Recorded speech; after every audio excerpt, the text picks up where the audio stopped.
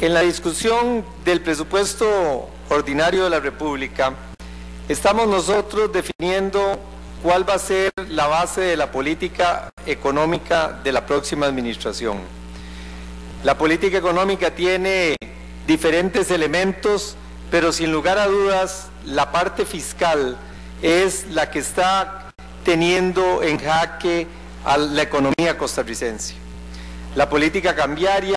ahí va, tenemos algunas preocupaciones sobre la forma en que la está manejando el Banco Central, en donde se están perdiendo o están reduciendo las reservas por el orden de más de 100 millones de dólares mensuales, y nos preocupa que ese proceso pueda seguir. Y si bien esta administración recibió el Banco Central con una suma muy holgada de reservas en divisas, si se sigue con esa política de que disminuyan en un orden de 100 millones mensuales, dentro de algunos meses podríamos estar, si no con problemas, con serias preocupaciones en cuanto al futuro del tipo de cambio en Costa Rica. Pero el presupuesto de la República nos va a definir buena parte de la política fiscal del año 2015. Y digo buena parte porque el presupuesto va a manejar lo que tiene que ver con los egresos, y por otro lado estará el capítulo de los ingresos. Pero las perspectivas que nos está dejando este presupuesto son desde todo punto de vista alarmantes. Nos preocupa la ligereza con la cual el gobierno de la República ha procedido en materia de gastos. Basta señalar los tres ejemplos: el aumento de salarios de mitad de año,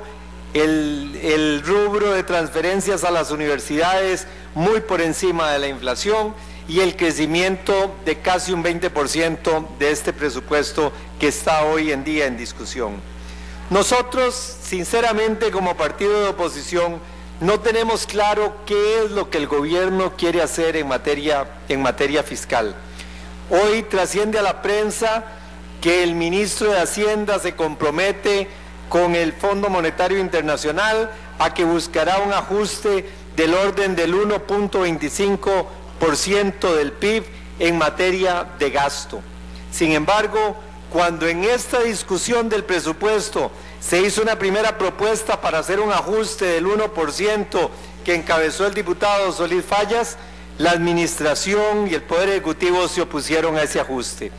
Entonces, a mí me cuesta entender la ligereza con que va y se da una conferencia de prensa con las autoridades del Fondo Monetario Internacional, donde se dice que se hará un ajuste del 1.25%, y aquí que estamos haciendo un ajuste real del 0.30, o sea, un 30% del 1,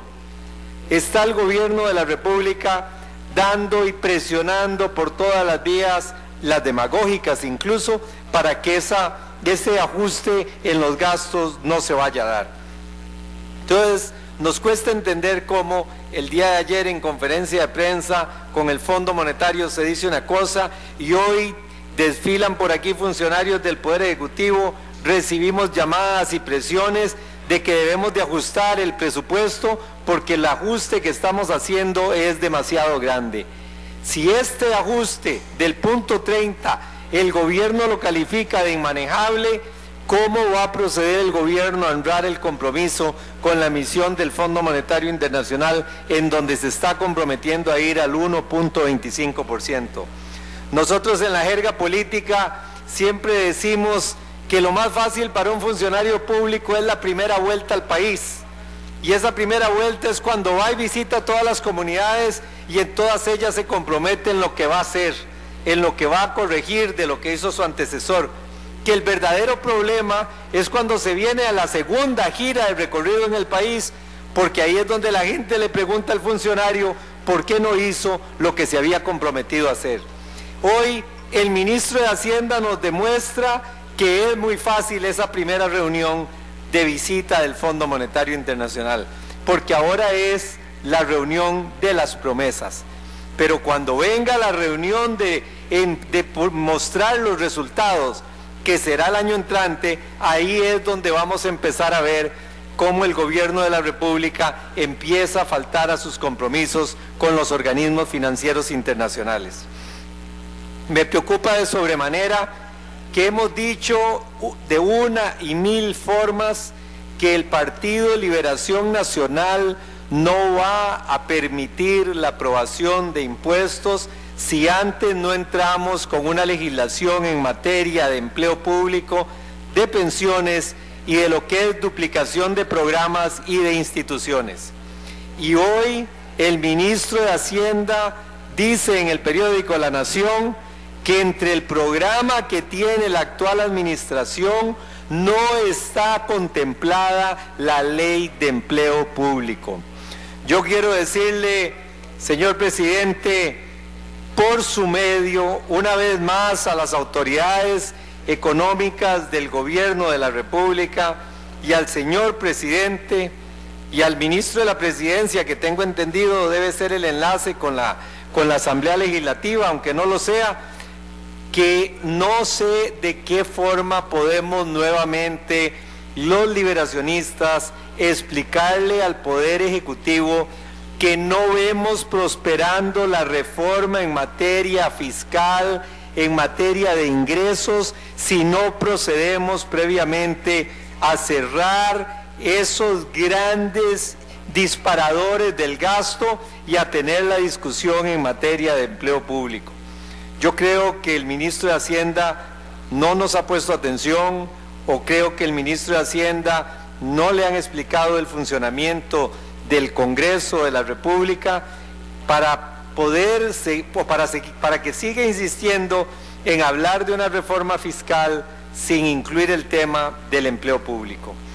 Yo quiero en esto adelantarme a discusiones futuras, quiero en esto dejar de una vez marcada la cancha para que después no vengan a decir que el Partido de Liberación Nacional está recurriendo al obstruccionismo, que el Partido de Liberación Nacional está opuesto a que se puedan honrar compromisos, porque el compromiso número uno que hemos adquirido desde el 26 de abril, cuando nos reunimos con usted, señor presidente, y con el presidente de la República, el ministro de la Presidencia, la señora jefa de fracción, fuimos claros en lo que es esta propuesta y posición liberacionista de que avancemos en materia de control de los disparadores del gasto y después avanzamos en materia de revisión de la parte de ingresos del Ministerio de Hacienda, entiéndase, al plan fiscal. Nos cuesta también mucho entender qué es lo que quiere hacer el gobierno de la República cuando, con mucho gusto, termino esta idea y se lo concedo, diputado Solís. Nos cuesta mucho también entender qué es lo que quiere hacer el gobierno de la República cuando nos han dicho en una comparecencia en la prensa, en cadena de televisión del presidente de la República, ahora en el mes de septiembre, de que no iban a cambiarse las tarifas del impuesto al valor agregado. Y hoy el gobierno de la República está hablando de un ajuste de 2 puntos. Y con esto no quiero decir que yo me oponga al ajuste. Sinceramente debo decirles que no veo cómo pueden mejorar los ingresos sin tocar la tarifa y que no es suficiente únicamente incluir los servicios. Lo que les quiero decir es que no podemos tener un gobierno que nos cambie la agenda en periodos tan cortos de tiempo. Nosotros hemos dicho, y lo habíamos insistido en que nos parecía que el gobierno tenía que hacer un replanteamiento. Cuando el gobierno habló de los impuestos, la respuesta de la fracción del Partido de Liberación Nacional fue que estamos en la disposición de revisar y de olvidar ese tema de los 2 años si la Asamblea Legislativa recibe del Poder Ejecutivo la ley de empleo público para que sea conocida y aprobada en esta Asamblea Legislativa, si aprobamos las regulaciones en materia de pensiones, de los diferentes regímenes de pensiones, y si hacemos un planteamiento de mediano y de largo plazo sobre los programas duplicados y las instituciones que hoy en día no tienen funciones, que lo podemos dejar para otro momento porque se me ha ido el tiempo, y que cumpliendo esos requisitos nosotros de inmediato estaríamos considerando entrar al tema de los impuestos. Usted está leyendo correctamente lo que Liberación Nacional ha dicho, y así consta en actas porque fue lo que le presentamos al señor ministro de Hacienda cuando vino a la Asamblea Legislativa en su comparecencia. Por eso nos resulta absolutamente inexplicable que el ministro todavía insista en presentar los impuestos sin traer, y además manifestando que no